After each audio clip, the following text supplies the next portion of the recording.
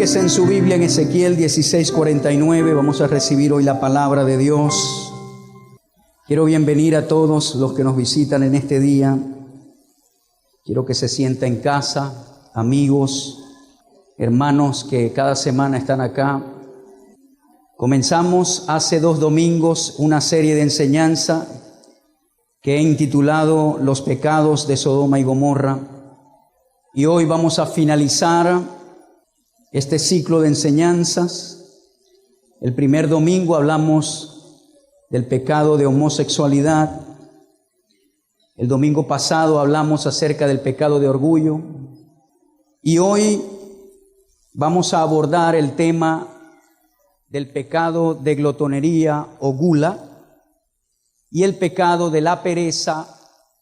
Y vamos a aprender y hacer un conjunto de ideas para tener una fotografía clara de qué fue lo que conmovió a Dios a tal punto que el juicio no solo contra Sodoma y Gomorra, sino contra las ciudades vecinas, fue un juicio severo a tal punto que estas ciudades quedaron bajo ceniza. Quiero transliterar algunas verdades que están en las Escrituras a nuestro tiempo y de esta manera poder aplicar el texto bíblico a nuestra vida, a nuestra familia y también a nuestra sociedad. Ezequiel 16:49 ha sido nuestro basamento escritural por estos domingos y dice: los pecados de Sodoma eran el orgullo, la glotonería y la pereza. En su versión Reina Valera dice ociosidad. Mientras que afuera sufrían los pobres y los necesitados. Los pecados de Sodoma eran el orgullo, la glotonería y la pereza, mientras que afuera sufrían los pobres y los necesitados. Ella fue arrogante y cometió pecados detestables. Estos pecados detestables posiblemente son aquellos que el escritor del libro de Génesis escribe en el capítulo 18, el pecado de inmoralidad sexual. Por eso la destruí, como has visto.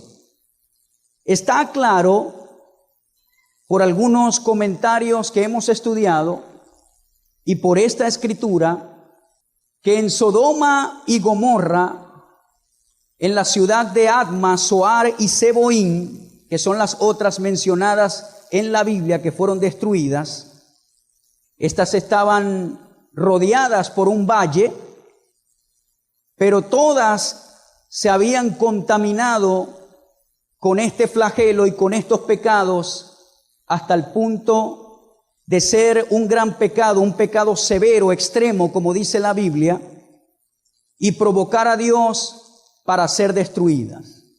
Cuando Abraham intercede por estas ciudades, llega el conteo a número 10. Abraham le dice: Señor, si hay 10 justos, todavía las vas a destruir. Y el Señor dice: si hay 10, yo no las destruiría. Pero ni 10 justos había allí.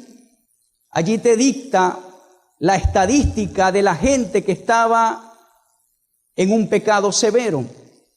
Había una gran violencia de maldad y una gran perversión sexual. Hay un libro que se cita en la palabra de Dios, que está en Josué capítulo 10, versículo 13, y en 2 de Samuel capítulo 1, versículo 18. Esto lo puede usted investigar en su casa. Pero estos 2 capítulos en la Biblia cita un libro que se llama el libro de Jazer. Este libro es un libro extracanónico, es decir, que no fue incluido en el canon judío y no es parte de nuestra biblioteca bíblica, es decir, de los 66 libros que contiene nuestra Biblia. Está excluido. Sin embargo, la Biblia menciona este libro y es algo muy interesante, porque aquellos que han estudiado el libro de Jazer o de Hazar, como algunos le mencionan, este libro da detalles de la vida desde la creación hasta Moisés y expande ideas de otros capítulos de la Biblia. Este libro da detalles de lo que pasó o las prácticas que hacían estas ciudades que no las detalla la Biblia en el libro de Génesis. El libro de Jacer nos da algunas prácticas, como por ejemplo dice que habían orgías sexuales. Había un valle cerca de estas ciudades y los habitantes de ellas 4 veces al año iban a bailes con músicas, y una de las prácticas de orgías que hacían era que se intercambiaban parejas entre familia. Es decir, una vez que ellos hacían estos bailes y tenían estas músicas, entonces venía la parte de la orgía sexual y comenzaban a intercambiarse parejas, a sus esposas, a sus hijas, y los hombres podían ver mientras otros tenían intimidad con su pareja y con sus hijas. Hasta allí llegaba la perversión sexual que estas ciudades tenían. 4 veces al año hacían estas prácticas, dice el libro de Jacer. También este libro detalla que había una alta avaricia entre estas ciudades. Dice el libro de Jacer que la esposa de Lot tenía una hija que se llamaba Paltith. Paltith se casó con un habitante de Sodoma, un hombre perverso. Y dice la escritura que un día Paltith vio a un hombre forastero que venía y se quedó allí en Sodoma. Y dice este libro que él estaba hambriento, este forastero estaba muy hambriento. Y había una ley en estas ciudades que decía: a aquellos que le den comida a los forasteros son penalizados con la muerte. Lo que hizo Paltith fue que a escondidas ella le llevaba comida a este forastero hasta que la descubrieron. Cuando la descubrieron, la llevaron ante los jueces de Sodoma y dieron la pena de muerte. Y dice que encendieron una gran llama en la ciudad, colocaron a Paltith allí hasta que quedó en cenizas. La penalidad fue porque alimentó a un forastero. Qué terrible, ¿verdad? Había otra anécdota de la ciudad de Adma que dice que pasó un hombre pobre, sediento y necesitado de comida, y en esta ciudad había una mujer que vio desde lejos a este hombre forastero e hizo lo mismo, lo alimentó, le dio de beber, y en la ciudad de Adma se dieron cuenta, la llevaron ante el juez y la penalidad fue muerte de una manera muy particular.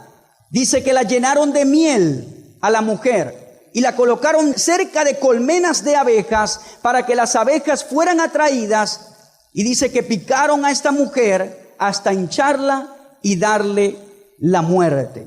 Cosas terribles podemos ver en detalles en este libro de Jacer que practicaban estas ciudades. También el libro de Jacer habla que estas ciudades, estas 5 ciudades, colocaban camas afuera de las casas para los forasteros, y que esas camas, cuando el forastero venía, los habitantes venían y los acostaban en la cama y los medían, y si eran más cortos que la cama, agarraban 3 habitantes de un lado al forastero y por el otro extremo agarraban sus piernas y lo estiraban hasta torturarlo hasta la muerte. Mientras yo leía esto decía: gracias, Señor, por 2 cosas. 1, porque no nací en ese tiempo y no viví cerca de esas ciudades, porque siempre quedó corto en la cama. Usted se imagina que fuese una king size que colocaran allí, fijo que iba muerto, hermano. Ríase que le doy permiso. Esta era una de las torturas que se practicaban en estas ciudades. También dice que cuando los hombres llegaban y traían oro, plata y pertenencias, todos venían y le despojaban de sus bienes, y como burla, incluyendo a los niños, y como burla le enseñaban la prenda y le decían: tú me regalaste esta prenda. Despojaban a las personas de sus bienes. Otra cosa que pasaba era que cuando el forastero pasaba, le daban oro y plata, pero no le daban comida, y si se quedaba allí, morían de hambre. ¿Por qué escribí todas estas cosas acá que hablan los comentaristas del libro de Jasher? Porque esto nos da un amplio panorama de la perversión psicológica y mental que tenían los habitantes de estas ciudades. No solamente era el pecado sexual, era un juego de pecados que estaba allí en el panel que provocó la ira de Dios en contra de estas ciudades. Levíticos 23:22 dice algo que es contrario a esta cultura que se había creado en estas ciudades, y dice: cuando seguéis la mies de vuestra tierra, no segaréis hasta el último rincón de ella, ni espigaréis el sobrante de vuestra mies. Los dejaréis para el pobre y para el forastero. Yo soy el Señor vuestro Dios. Dios le decía a su pueblo: cuando estén recogiendo la cosecha, dejen los rebuscos, que uno llama, tirados allí en la tierra, para que cuando pase el forastero, la viuda, el huérfano, entonces ellos la puedan recoger. Éxodo 23:9 dice: no oprimirás al extranjero, porque vosotros conocéis los sentimientos del extranjero, ya que vosotros también fuisteis extranjeros en la tierra de Egipto. Israel estuvo 430 años como forastero en la tierra de Egipto, y Dios le dice: cuando ustedes estén en su tierra, ustedes saben lo que se siente ser un forastero. Ustedes saben lo que se siente estar en una tierra extranjera.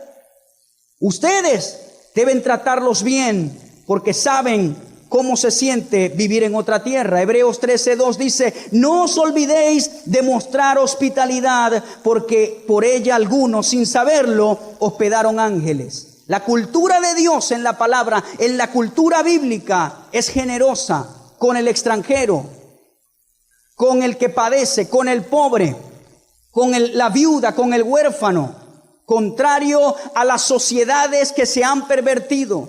Una de las cualidades de las sociedades perversas es que se vuelven tacañas, se vuelven egoístas, se vuelven avariciosas. Pero la cultura bíblica siempre te habla de despegarte para bendecir a tu prójimo, para bendecir al forastero.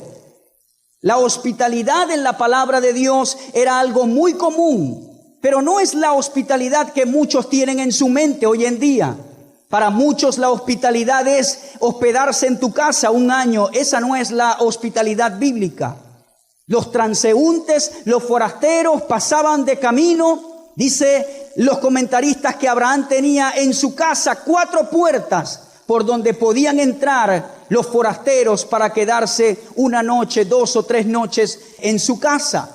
Esa es la hospitalidad bíblica, la temporal, la rápida.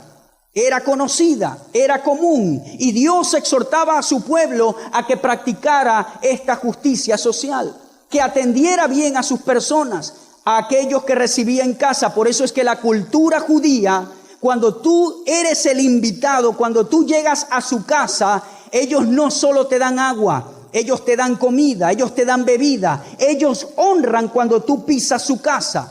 Nosotros en esta parte de Occidente hemos sido levantados con una cultura egoísta. De hecho, la cultura judía, cuando te visita a ti, te lleva un presente, te lleva un pedazo de pan, te lleva algo de tomar. Ellos te visitan y te llevan a ti un regalo.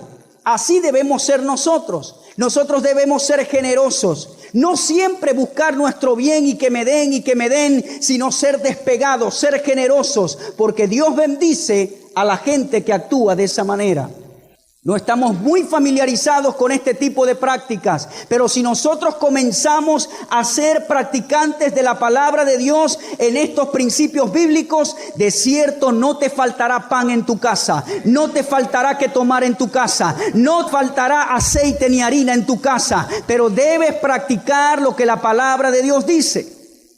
A veces usted visita a alguien, ni agua le dan, y si les pide agua se enojan. ¿Cuántos saben que es verdad? Al contrario, cuando lleguen, usted debe preguntar: ¿quiere un vaso con agua? también tengo juguito. Lo que pasa es que uno no puede decir esto muy alegremente porque hay personas que son muy pasadas y después van a tu casa y dicen, recuerda que el pastor dijo que me diera juguito. No, usted debe esperar que le ofrezcan el juguito. Si no le ofrecen nada, usted no se enoje. O usted no se autoofrezca. Cafecito, ¿hiciste por ahí, hermano? No, si no te ofrecen nada, amén. Me voy para mi casa y sigo amando a mi hermano. ¿Cuántos me comprenden? Pero el receptor no es el que demanda, no dice, ¿qué tienes por ahí? Un pancito, un cafecito. No, eso es imprudencia y frescura. No olvides demostrar hospitalidad, porque por ella algunos, sin saberlo, hospedaron ángeles.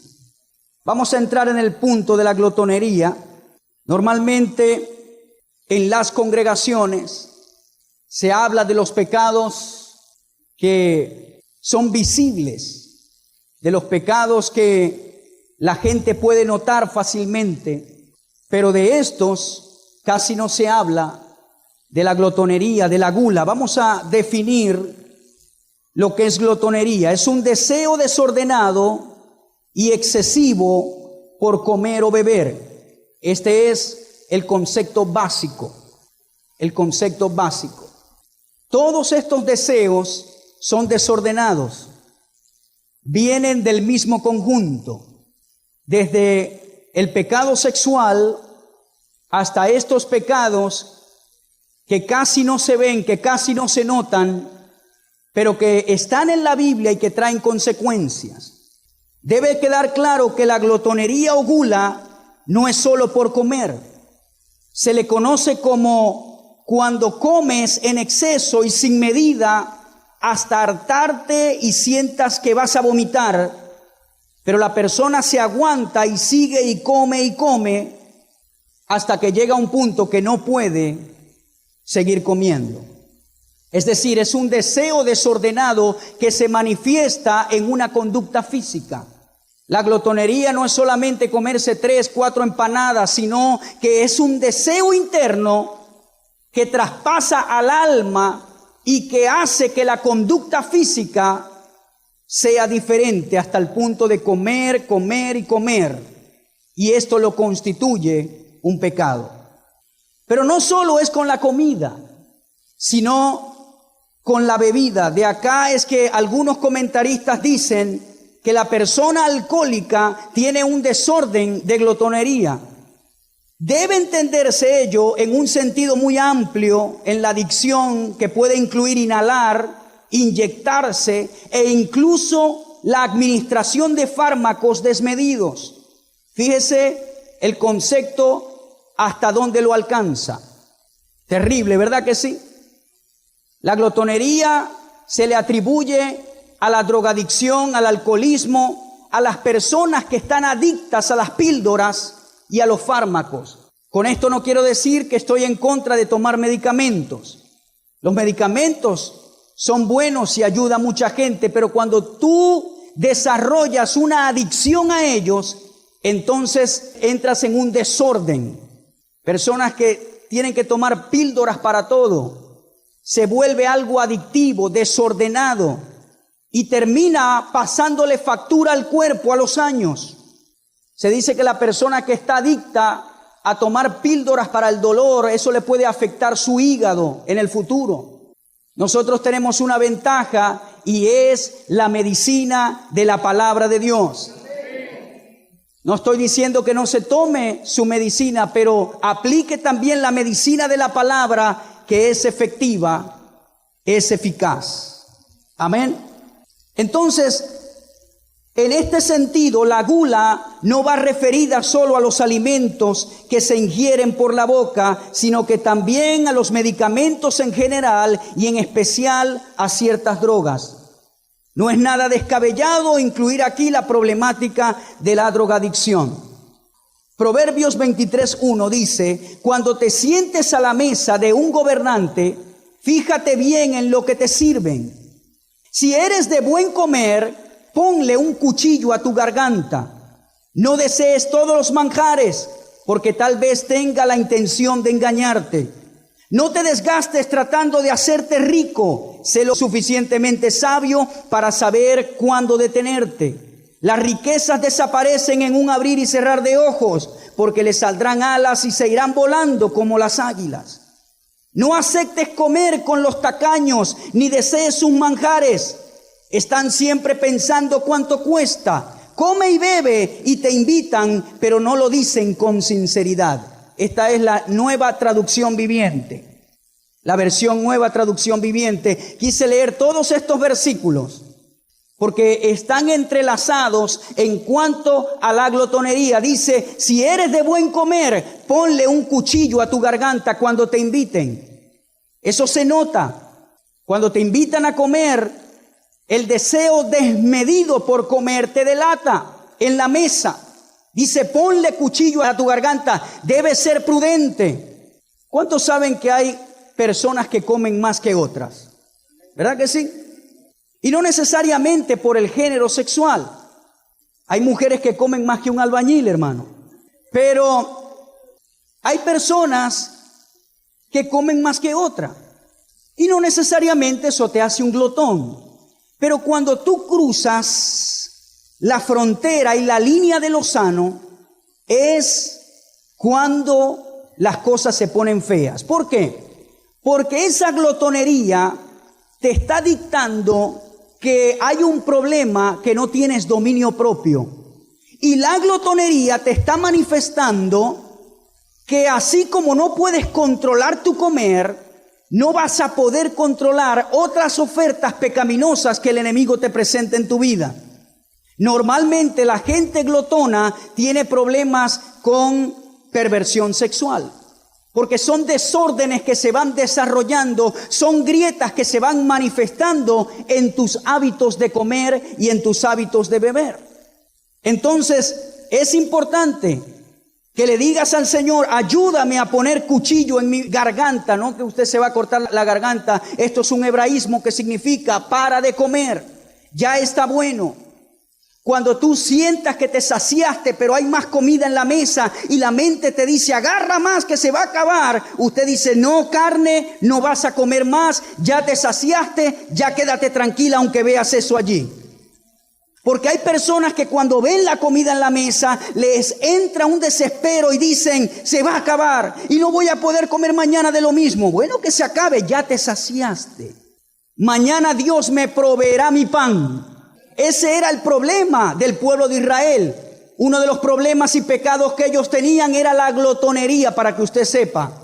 Dice la Escritura que cuando ellos salieron de Gosén, salieron con muchísimo ganado. Me gusta porque la Biblia dice así, muchísimo ganado y ovejas y oro y plata.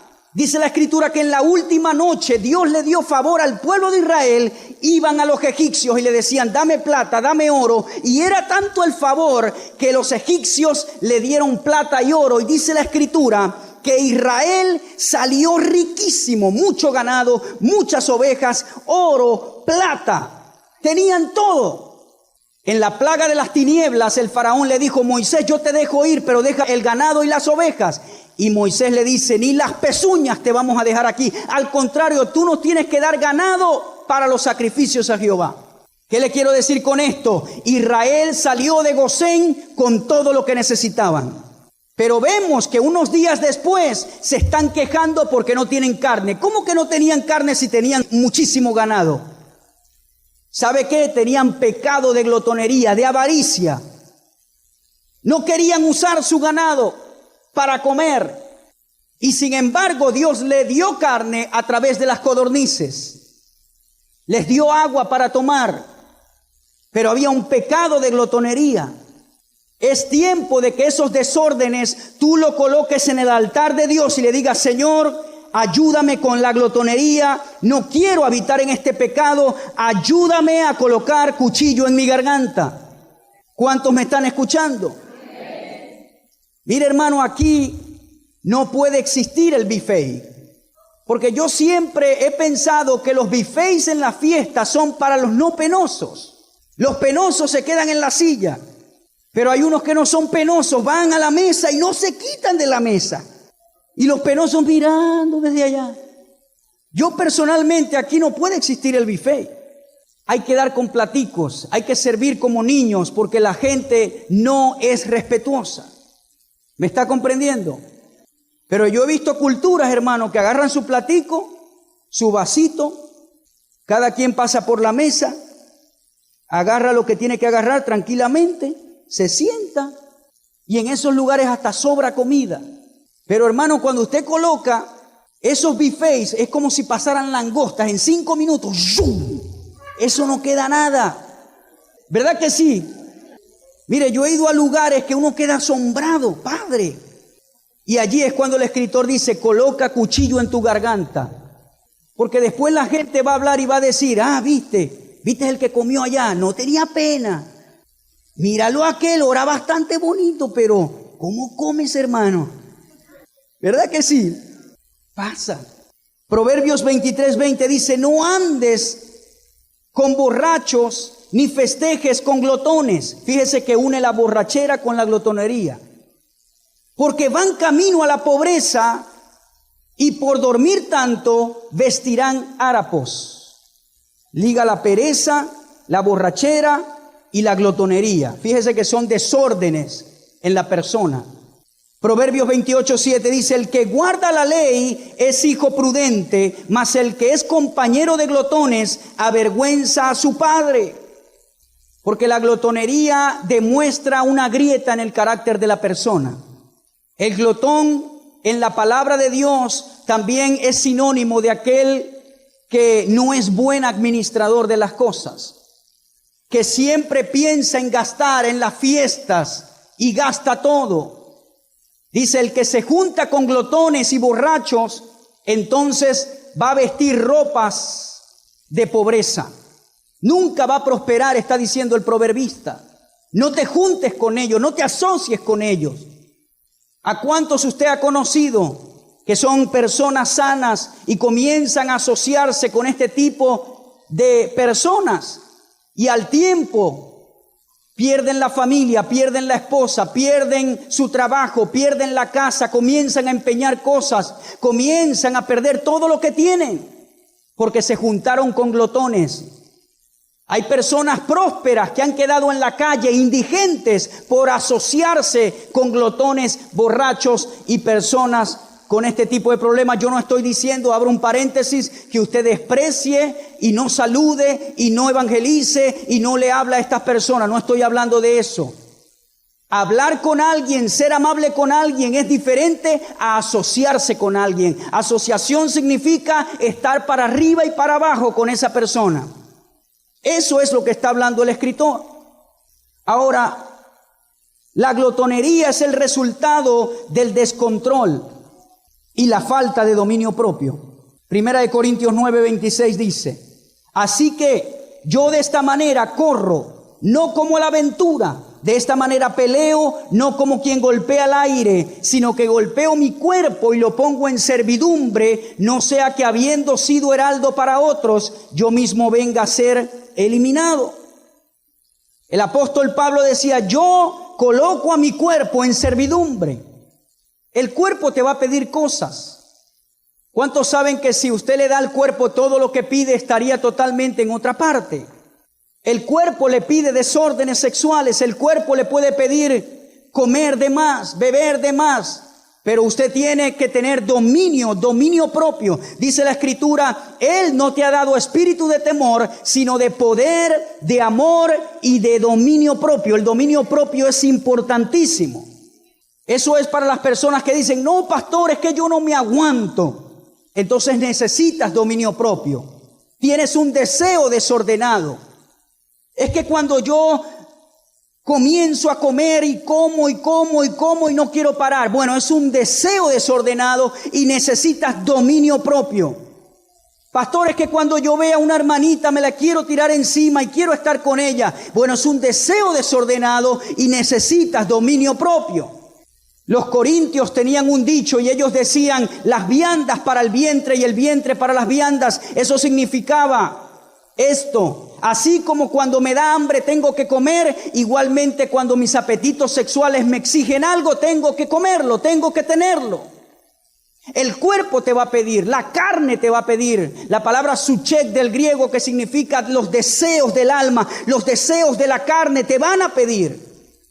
Pero usted, si tiene dominio propio, entonces va a comer hasta que es suficiente. Entonces cuando venga la tentación va a decir no, voy a huir de esa tentación. Entonces su lengua se va a detener cuando quiera chismear. Entonces su cuerpo va a estar en sujeción y allí se va a cumplir lo que dice Pablo en Gálatas 5:16. Digo pues, andad en el espíritu y no satisfagáis los deseos de la carne. Andad, caminad en el espíritu. Caminad en el fruto del Espíritu, no en las obras de la carne. Porque las obras de la carne te van a conducir a la muerte, pero el fruto del Espíritu es paz. El fruto del Espíritu cumple la ley. Hay que someter al cuerpo. Hay que andar en el Espíritu. Cuando Pablo dice golpeo mi cuerpo, no está hablando de autoflagelarse o golpearse, está hablando de un término que lo sujeta a la voluntad de Dios. ¿A cuántos de los que están acá a veces su cuerpo le pide algo que está contrario a la palabra? A todos. Nos vienen tentaciones, nos vienen ofertas, pero allí es cuando usted tiene dominio propio y sujeta su cuerpo, como dice Pablo. Pablo dice, no venga a ser que después que yo le haya predicado a ustedes, yo venga a ser eliminado en la carrera de Dios. Ve, yo puedo ser un pastor, yo puedo predicarle a ustedes cada domingo, pero si yo no pongo mi cuerpo en sujeción, puedo ser eliminado de la carrera del evangelio. Igual tengo las luchas, igual vienen las tentaciones, pero yo, Harvey Bocour, cada día peleo y no peleo a la aventura, golpeo y no golpeo al aire, sino que estoy pendiente. Esto viene por aquí, el enemigo se me está disfrazando por acá. Esto viene a desenfocarme. Esto viene a traerme pecado. Y el día que tú le des una pequeña hendidura, él se va a meter allí como zorra y va a destruir tu viña. Pero en esta mañana yo lo paralizo, yo lo echo fuera de tu vida. Yo reprendo sus planes secretos y declaro que él no podrá entrar en tu viña. Él está echado afuera, está derrotado y estamos cubiertos con la sangre de Jesús. Amén. Tenemos autoridad sobre él, pero tienes que tener cuidado. Tienes que tener en sujeción a tu cuerpo. Alguien dijo este comentario y estoy de acuerdo con él. Nuestro peor enemigo no es Satanás, porque él fue derrotado. Nuestro peor enemigo es nuestra alma no renovada. Satanás está derrotado, pero tu alma no renovada te puede causar muchos problemas. La glotonería tiene un factor perverso. Filipenses 3:18 dice, pues ya les dije varias veces y ahora se los repito de nuevo con lágrimas en los ojos. Hay muchos cuya conducta demuestra que son verdaderos enemigos de la cruz de Cristo. Van camino a la destrucción. Su Dios son sus propios apetitos. Su versión dice, su Dios es su vientre. Se jactan de cosas vergonzosas y solo piensan en esta vida terrenal. Ve, la persona que es comelona normalmente tiene desórdenes en otras áreas. Aquí el apóstol Pablo está hablando de los falsos maestros, de aquellos que vienen y pervierten el evangelio de Cristo. Y dice más abajo que agarran a las mujeres y se las llevan cautivas a sus casas. Y dice, su Dios es su vientre. La glotonería, cuando se convierte en un factor perverso, indica que la persona es sumamente materialista. Todo es materialismo, todo es lo que me conviene a mí, cuánto me voy a ganar, cuánto es para mí, cuánto me va a quedar, pero al otro desecha. Cuando la glotonería se convierte en un factor perverso, cobra definición de materialismo. Segunda de Timoteo 3:1 dice, Timoteo, es bueno que sepas que en los últimos días habrán tiempos muy difíciles, pues la gente solo tendrá amor por sí misma y por su dinero. Serán fanfarrones y orgullosos, se burlarán de Dios, serán desobedientes a sus padres y malagradecidos, no considerarán nada sagrado, no amarán ni perdonarán, calumniarán a otros y no tendrán control propio. Aquí está el dominio propio. Serán crueles y odiarán lo que es bueno. Traicionarán a sus amigos, serán imprudentes, se llenarán de soberbia y amarán el placer en lugar de amar a Dios. Estos son los postreros tiempos, los hombres que se van a manifestar en los últimos tiempos con estas cualidades de carácter. Amadores de sí mismo, amarán el placer en lugar de amar a Dios. Yo todavía digo que acá en Venezuela es una tierra virgen. Se dice que la capital de Holanda, Ámsterdam, es una ciudad totalmente pervertida. Se dice que la prostitución se ejerce de una manera muy alta y se exhibe en las vitrinas de las calles. Países de Europa, donde los niños a los 12 años están fumando en la calle. La droga está allí. Hay centros donde atienden a los habitantes para que se inyecten, le proveen la jeringa, el algodón, el alcohol, para que no tengan otras enfermedades usando elementos que están ya contagiados. En Europa, en algunos sitios de Miami se siente la atmósfera pecaminosa de perversión sexual. Todavía nosotros en Venezuela estamos vírgenes y podemos seguir batallando en contra de toda perversión, de toda potestad, de las tinieblas. Por eso es que usted no debe dejar de orar por esta nación. Pero muchos quieren copiarse de esas cosas, pero esas cosas traen el juicio de Dios. El Señor nos libre. Segunda de Pedro 2:12 dice, pero estos, hablando mal de cosas que no entienden, como animales irracionales, nacidos para presa y destrucción, perecerán en su propia perdición, recibiendo el galardón de su injusticia, ya que tienen por delicia el gozar de deleites cada día. Estos son inmundicias y manchas, quienes aún mientras comen con vosotros se recrean en sus errores. Tienen los ojos llenos de adulterio, no se sacian de pecar y seducen a las almas inconstantes, tienen el corazón habituado a la codicia y son hijos de maldición. Aquí es cuando la glotonería cabe como factor perverso. Hay perversión y se muestra en otras cosas de la conducta humana. Vamos a dejar la glotonería, es un pecado. De repente tú no estás en los niveles altos de glotonería, pero comes, te sacias y sigues viendo comida y sigues comiendo. En estos tiempos donde mucha gente ha experimentado crisis en cuanto a la comida, la glotonería tiende a entrar y la gente dice, no, es que en mi casa no hay esto. Después si me voy sin comer, entonces no lo voy a tener más. Se ha despertado ese sentimiento y le voy a decir algo. Yo no sé a cuántos le pasó, en algún momento estaban en un supermercado en ese tiempo del bachaqueo y la gente cuando veía algo se desesperaba. ¿Usted sintió ese ambiente alguna vez? Se desesperaba la gente, como decir, a quien sea mato, pero no te me vas a llevar el jamón. Esa es una conducta glotona, avariciosa, que se basa en la presión, que se basa en la crisis, pero igual surge en la conducta humana. Vamos a la parte de la pereza. La pereza básicamente se define como la falta de ganas de trabajar o de hacer cosas. La pereza también tiene una definición como debilidad o lentitud en las acciones o en los movimientos. Falta de ganas de trabajar, debilidad o lentitud en las acciones o los movimientos. Y hay personas que se cae algo y no lo levantan. Y usted está allí mirando y nada que se levantan a ayudar. Son lentos para trabajar, para ayudar. Lentitud en los movimientos. No es que el que es lento necesariamente es perezoso, pero lo asocia. La persona lenta ve algo sucio, no lo lava. Ya vamos a dar algunos ejemplos. La pereza es tomada como una falta en tanto supone que el ser humano no se hace cargo de su propia existencia, no asume sus obligaciones y responsabilidades y solo se entrega a aquello que le otorga placer. Fíjese que todo esto está conectado, así como la glotonería está conectada con placeres de otro índole, igualmente la pereza está asociada a placeres de la vida. Niños que se levantaron en un hogar que el papá le daba de todo y ya tienen 30, 40 años y no trabajan. Todavía los papás lo tienen que alimentar, vestir y sostener. Criaron a un perezoso. levantaron a un perezoso.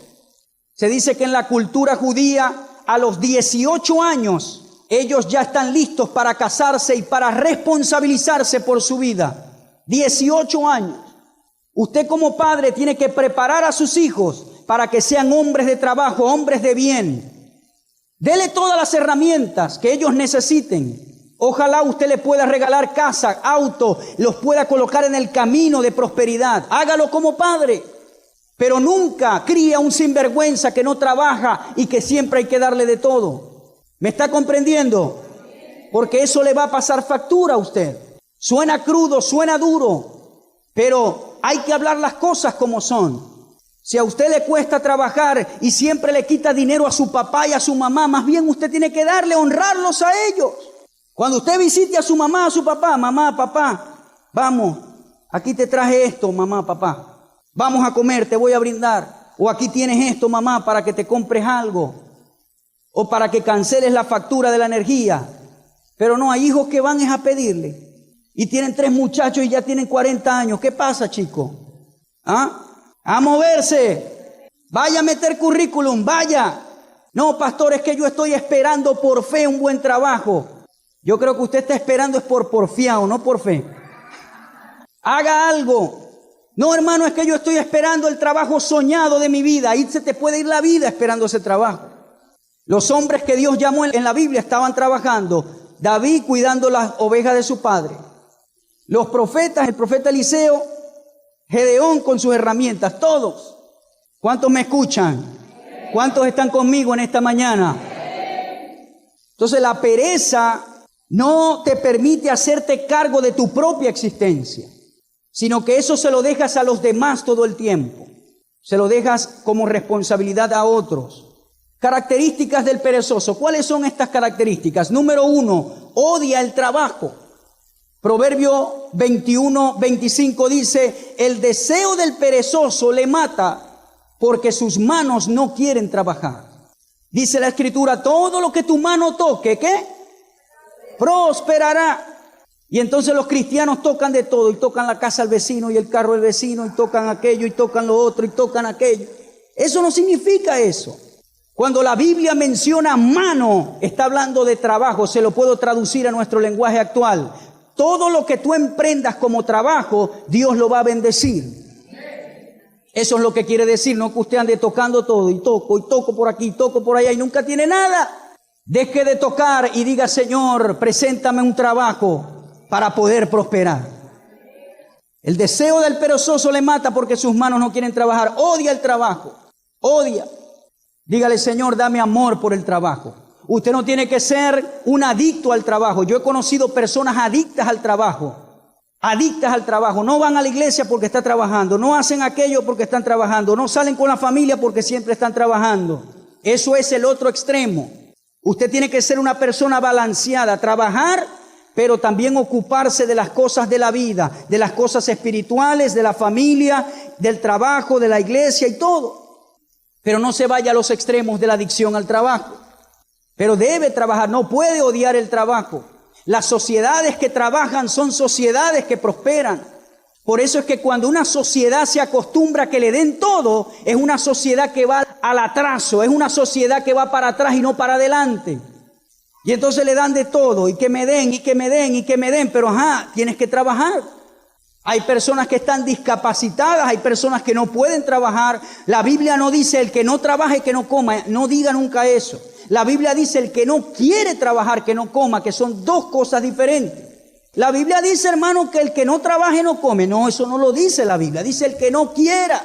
Hay personas que quieren, pero en un momento determinado no han conseguido y Dios les provee todo, pero quieren trabajar. Estoy hablando desde el achantado, del perezoso, el que odia trabajar, el que mete un currículum y ora, Señor, que no lo vean, que lo boten.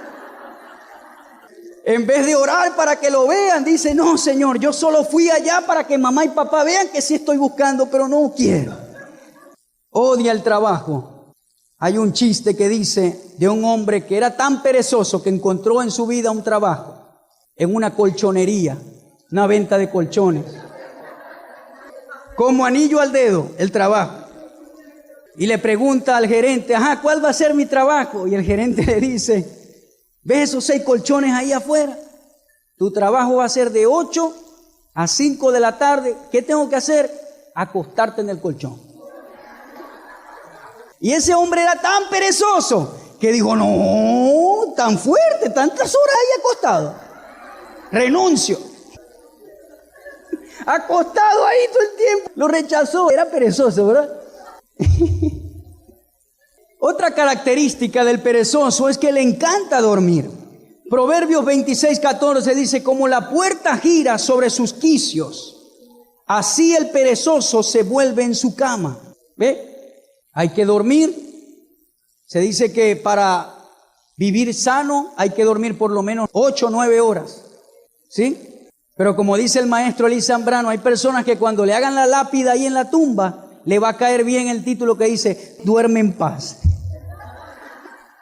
Porque durmió toda la vida.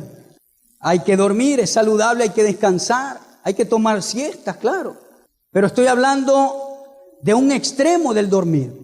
Se levantan a las 11 de la mañana, 10 de la mañana, se te fue el día.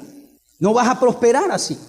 A menos que estuviste trabajando de noche, necesitas recuperar sueño, eso es otra cosa. Pero estoy hablando de la pereza. 10, 11 de la mañana y a las 3 otra vez a dormir la siesta. Pero tú no necesitas siesta si te paraste a las 11. ¿Me entiendes? Ya para ti no hay siesta. Pero ¿qué significa el dormir en exceso? El problema es que se te va el tiempo y no haces nada. El cuerpo necesita dormir. Se dice que si vivimos 90 años en la vida, por lo menos 20 pasamos durmiendo. De esos 90 años, vivimos realmente 70 despiertos. Pero sería feo, ¿verdad? Que a los 90 usted vivió 50 durmiendo y 40 despiertos. Entonces el perezoso le gusta dormir mucho. El perezoso siempre dice excusas. Proverbios 26:13 dice el perezoso, el león está en el camino, el león está en las calles. Un ejemplo extremo que coloca Salomón, pero es una excusa y dice, no, yo no voy a trabajar porque hay un león en el camino, está allá afuera, mejor me quedo aquí. Yo le voy a decir algo, hermano, y quiero decirle esta verdad. Primero, para que usted sea un hombre y una mujer de fe. Y segundo, para que usted sepa que en cualquier momento de la vida y en cualquier nación, Dios siempre sigue siendo Dios y usted siempre sigue siendo su hijo, y esa es la conexión que nos importa. Hay personas en este tiempo en Venezuela que dicen, no hermano, no hay nada que hacer. No rinde la plata. No hermano, no salgo porque ¿para qué voy a trabajar por tanto diario? Ajá, pero peor es que no te entre nada, hermano. ¿Sí o no? Comienza con algo, comienza con lo poco y el Señor te va abriendo camino. Pero entonces hay personas que quieren ser gerente del BOD, pero ya va. Comienza como Fiboy. No, es que yo me maté estudiando 5 años para ser ingeniero. Ok. Pero comienza con algo. Peor es que andes sin dinero en la casa. Le voy a hacer una pregunta. ¿Dios sigue siendo Dios en Venezuela? Amén. No importando lo que está pasando, ¿Él sigue siendo tu Dios? Amén. Vamos a llevarlo a lo personal. ¿Él sigue siendo tu Dios? Amén. Entonces tú sigues siendo su hijo y Él tiene grandes trabajos para ti. Así que sal, conquístalos, son tuyos. Amén. No te quedes en la casa mirando las nubes. No voy a sembrar porque está nublado. No, Señor. Al contrario, permítale a Dios que en este tiempo de crisis Él lo bendiga como nunca antes, para que cuando pase usted tenga un testimonio en su boca. Y diga, el Señor me ha dado lo que necesito. No diga excusas, el león está en el camino, el león está en las calles, la cosa está difícil. No. Vaya y salga y diga, Señor, gracias por la provisión.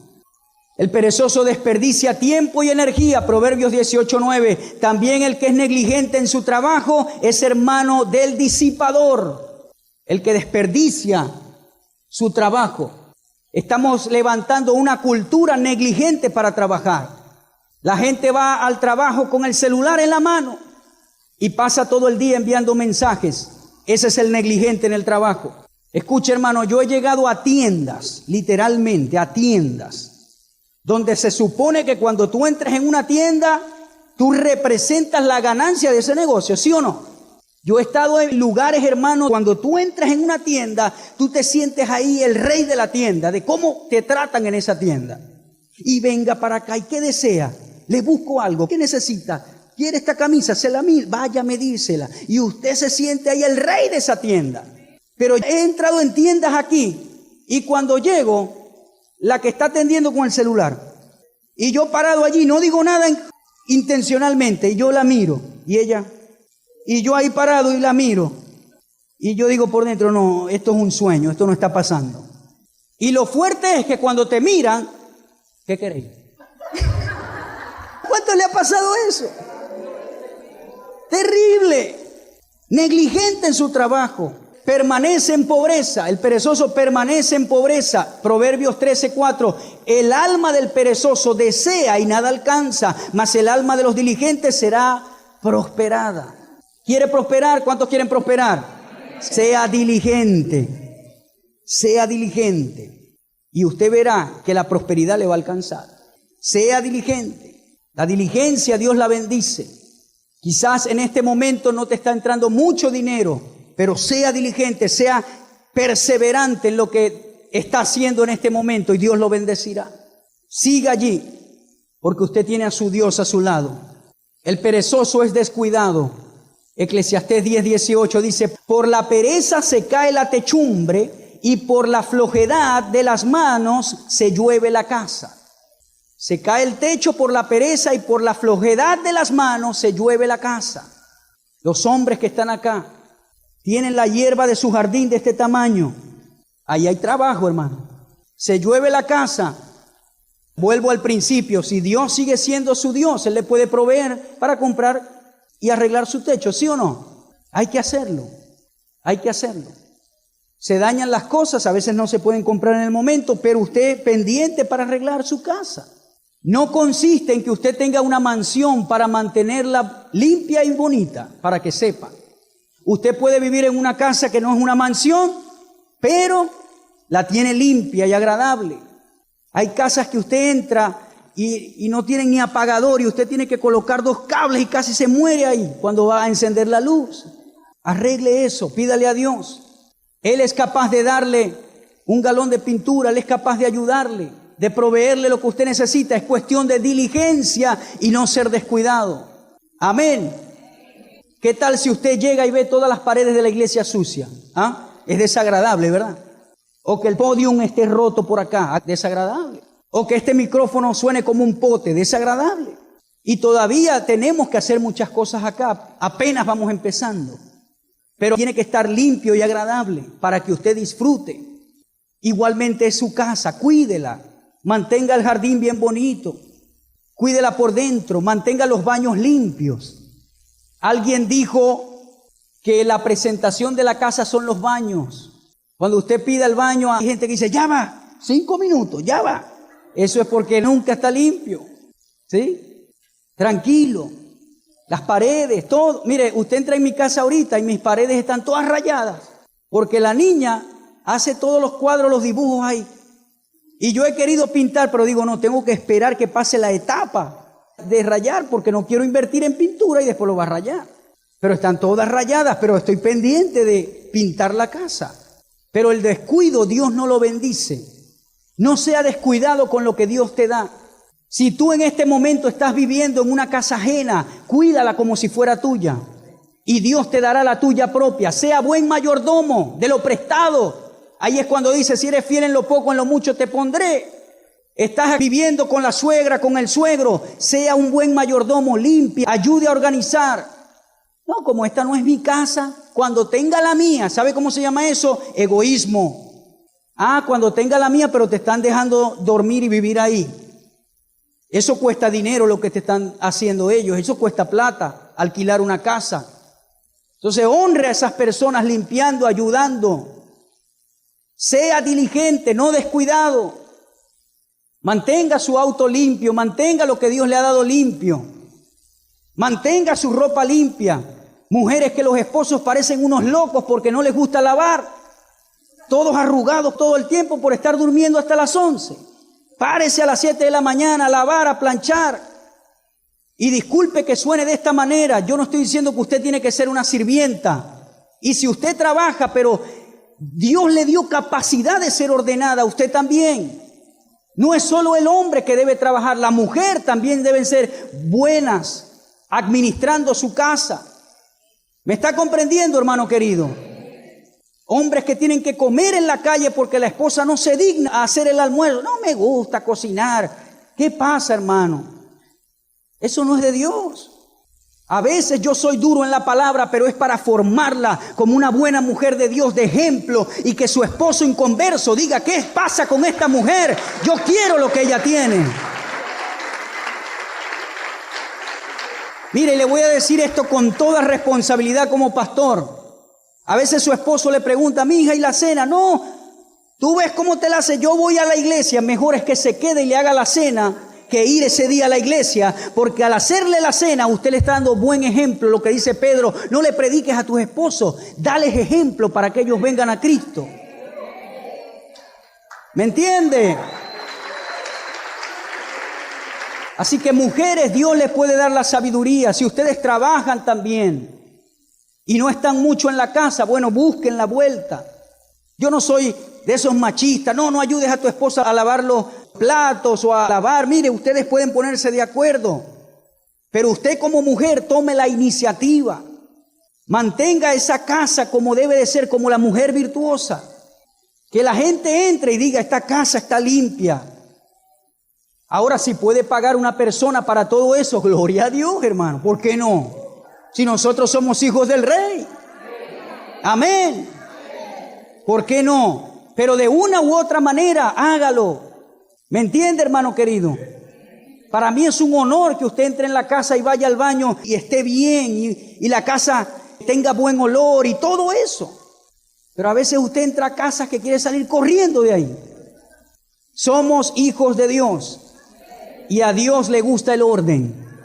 Repita conmigo, a Dios no solo le gusta, sino que bendice las cosas que están en orden. Amén. Así es. Ya vamos finalizando ya.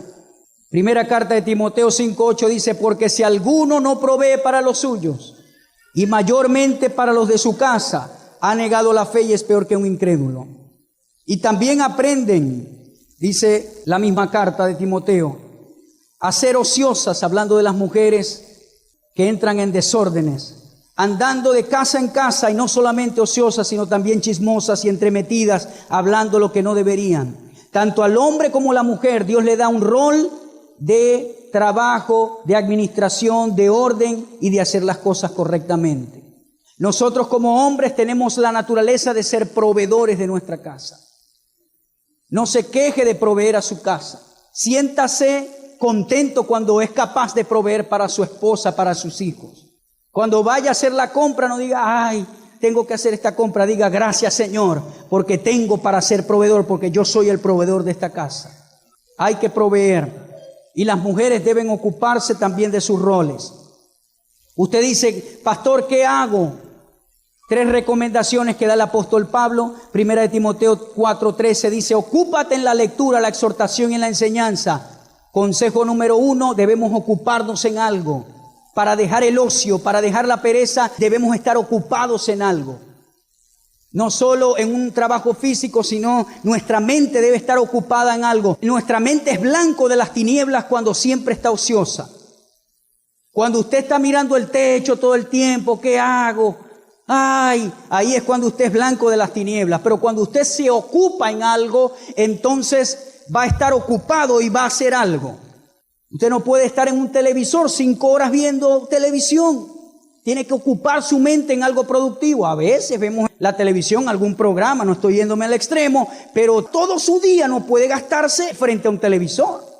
Tiene que ocupar su mente en algo. El primer consejo de Pablo a Timoteo, ocúpate. Esto es un caso específico que dice de la palabra, de la enseñanza, de la oración, pero yo lo llevo a lo general. Ocupa tu mente en algo. No te quedes en la casa todo el día. Ocúpate en algo. ¿Qué hago, Señor? Está el momento de estudio, de oración, pero está el momento de ocuparnos también en otras cosas de la vida, en la familia, en el trabajo, en lo que tengo que hacer. Mente ocupada, mente vacía es terreno de las tinieblas. Mente perezosa. Otro consejo dice, no descuides el don que hay en ti. El otro consejo tomado de Pablo es no descuidarnos. No descuidarnos. Ocúpate, no te descuides. Tienes que estar enfocado haciendo lo que tienes que hacer. Trata de dormir bien. Coloca el celular en vibracol en la noche. Si alguien tiene una emergencia, te llamará a la otra línea. O deja una línea disponible. Duerme bien. En la mañana levántate alegre. ¿Cuántos se han levantado y sienten ya que el enemigo quiere arruinar sus días? ¿Cuántos le ha pasado eso? Bueno, usted tiene que doblar la fuerza ese día y decir, hey, este es el día que ha hecho el Señor. Usted va a la palabra. Usted va y mira la mañana y dice, Señor, gracias por este sol que lo estoy disfrutando. Haga una taza de café, una taza de té, se lo toma mirando el firmamento. Disfrute la vida con las cosas hermosas. Mire la palabra. Cierre sus ojitos tranquilo en la mañana y diga, Señor, gracias, te amo tanto. Gracias por este día, Señor. No te descuides, no te descuides. Al ratico usted va, se baña, se prepara, está fresco, le da un beso a su familia y se va a trabajar tranquilo, con prudencia, manejando con prudencia. Pero el que sale de la casa afanado y turbado y molesto y entonces por allá se le atraviesa alguien y lo maldice y lo mira mal y choca, tu día se arruinó. No puedes descuidarte. ¿Me entiende, hermano? La vida es preciosa, disfrútala. Hay cosas que no tienen precio. ¿Saben qué pienso yo a veces? Yo digo, Señor, hay gente que no pudo dormir hoy en su casa. Yo pude dormir en mi colchón, con mi almohada, con mi esposa al lado. Eso no tiene precio. Hay gente que amaneció en una clínica, con mangueras, con tubos. Yo estoy aquí, Señor. Me desperté en mi casa. ¿Cuántos me están entendiendo, hermano? Entonces a veces la gente se enfoca en otras cosas. No quiero pan, sino que quiero arepa hoy. Y no quiero aquello, y se les arruina la vida. Y las noticias lo cargan loco, hermano. Yo le tenía una tarea para hoy. En estos días estaba leyendo las plagas de Egipto. Esa es la tarea que le tengo a usted. Lo va a leer 2 veces en su casa. En el momento más tranquilo, puede ser en la noche, si es el más tranquilo, o puede ser en la mañana, si ese es su momento más tranquilo. Usted va a leer desde que comienzan las plagas, que es cuando el agua se convierte en sangre. Va a comenzar desde Éxodo capítulo 7. Va a leer todas las plagas hasta terminar con la muerte de los primogénitos. 2 veces es la tarea. 2 veces. Usted va a ver cómo Dios estaba con su pueblo y lo protegía. No se vuelva loco con las noticias. Yo leo las noticias todos los días para estar apercibido de lo que está pasando y orar. Pero no se deje volver loco por las noticias. No vea como los 10 espías, vea como Josué y Caleb. Amén. Los 12 subieron, pero Josué y Caleb tenían la palabra primero y después un reporte. Ellos dijeron, es verdad que hay muchos enemigos, pero Dios nos dijo, ellos tenían la palabra primero. No estoy diciendo que no lea las noticias, vea el escenario, vea lo que se está presentando, pero no se olvide de la palabra, no se olvide de los principios, de las promesas como hijo que tú tienes. Hay gente que anda loca con las noticias, y esto, y qué será de esto, y qué. Hablan como si no fueran hijos de Dios. ¿Cuántos me captan? Dios terminó glorificándose en su pueblo y lo sacó con mano poderosa de Gosén. Dios sacará a Venezuela con mano poderosa. Amén. Mano poderosa. Y el tercer y último consejo que le dice Pablo a Timoteo en el capítulo 4 es: ten cuidado de ti mismo.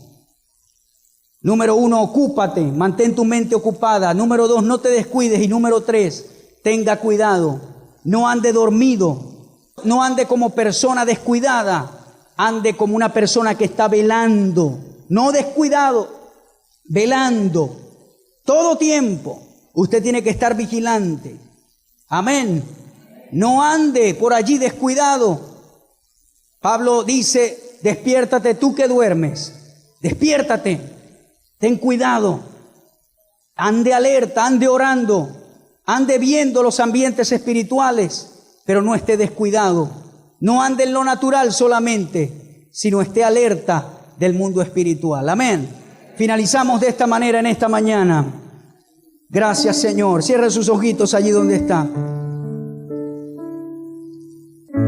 Gracias, Señor.